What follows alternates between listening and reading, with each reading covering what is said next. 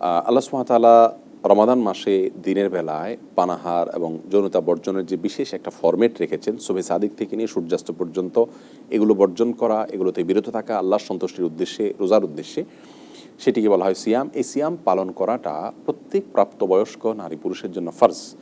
নারীরা যাদের মাসিক চলাকালীন সময়টাতে সিয়াম রাখবেন না, তখন রাখা নিষিদ্ধ, কিন্তু পরবর্তীতে রমাদানের পরে তাদেরকে সেই সিয়ামগুলো রেখে দিতে হবে। আর পুরুষরা যদি সুস্থ থাকেন, স্বাভাবিক থাকেন এবং প্রাপ্তবয়স্ক হন, তখন থেকে রাখবেন। আর ছোট শিশুরা যখন থেকে রাখার মতো মোটামুটি শক্তি তৈরি হয়, তখন থেকে তাদেরকে রাখার অভ্যাস গড়ে তোলা দরকার। সিয়াম শুরু করার বা রোজা রাখার ছোটবেলায় যে ফিলিংস, এটা আমার মনে হয় আমাদের কেউই আমরা ভুলতে পারবো না। ছোটবেলায় সিয়াম রাখার যে অবর্ণনীয় ভালো লাগা একটা ফিলিংস আমাদের ছিল, আছে। আজকাল ডক্টরগণ, চিকিৎসা বিজ্ঞানীরা তো বলছেন যে মানুষ যত পানাহার কম করে, যত বেশি নিয়ন্ত্রণ করে, পরিমিত খায়, যত বেছে বেছে খায়, তত বেশি মানুষের স্বাস্থ্যের জন্য ভালো। অতএব সেই জায়গা থেকে সিয়ামটাকে আল্লাহ ফরজ করেছেন। তবে অসুস্থ হলে আল্লাহ তাআলা বলেছেন ফামান কানা মিনকুম মারিদান আও আলা সাফারিন ফাইদ্দাতুম মিন আইয়ামিন উখর। দুটি সময় সিয়াম পালন না করলেও চলবে, কিন্তু সেটা পরেজ করে দিতে হবে। সে দুটি সময়ের একটি হলো অসুস্থতাকালীন সময়। অসুস্থতাটা আবার ব্যাখ্যা আছে। কেউ যদি ধরুন এত বেশি অসুস্থ যে তিনি সিয়াম পালন করলে, রমজান মাসে রোজা রাখলে তিনি চরম অসুস্থতার দিকে চলে যেতে পারেন, অথবা তিনি মৃত্যুর মুখে পতিত হতে পারেন, কিংবা তিনি স্থায়ী কোনো রোগের মুখোমুখি হয়ে যেতে পারেন, এরকম কোনো ভয়াবহ পরিস্থিতি যদি থাকে, কেউ অপারেশনের রোগী আছেন, তাকে নিয়মিত মেডিসিন নিতে হয়, মেডিসিনটা এই পর্যায়ের যেটা বাদ দিলে তার বড় ধরনের কোনো ক্ষতি হয়ে যাবে, এরকম যদি হয়, তাহলে সেই ক্ষেত্রে তিনি ওই সিয়াম না রেখে পরবর্তীতে রাখলে পারবেন।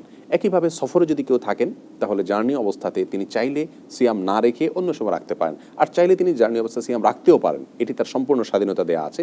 তবে জার্নি অবস্থায় যদি তার খুব বেশি কষ্ট হয়, পিপাসায়, তৃষ্ণায়, সে অবস্থায় সিয়াম ভেঙে পরে রাখাটাই উত্তম। নবী সাল্লাল্লাহু আলাইহি ওয়াসাল্লাম সফরে রোজা ভেঙেছেন।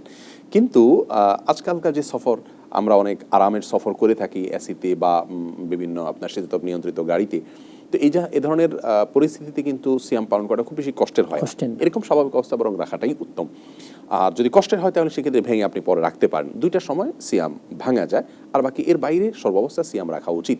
এবং সিয়াম একজন মানুষের আখিরাতের যে কল্যাণ, সেটা তো করেই, সবচেয়ে বড় এবং নগদ যে কল্যাণের বিষয়টি, জাগতিক, বড় বলতে আমি জাগতিক এবং নগদ কল্যাণের কথা বলবো, তা হলো স্বাস্থ্যের জন্য এটি উপকারী। এটি বোঝার জন্য আমার মনে হয় এখন আর কোনো পণ্ডিত হওয়ার প্রয়োজন। আমরা সাধারণ মানুষ, আমরা সবাই জানি যে সিয়াম একজন মানুষকে স্বাস্থ্যগত দিক থেকে কত বেশি উপকারিতা এনে দেয়। অতএব সিয়াম না রাখার কোনো যৌক্তিকতা একজন মুসলিমের জন্য কোনো অবস্থাতেই থাকতে পারে না। এটিকে আল্লাহ বলে ফরজ করেছেন আমাদের জন্য।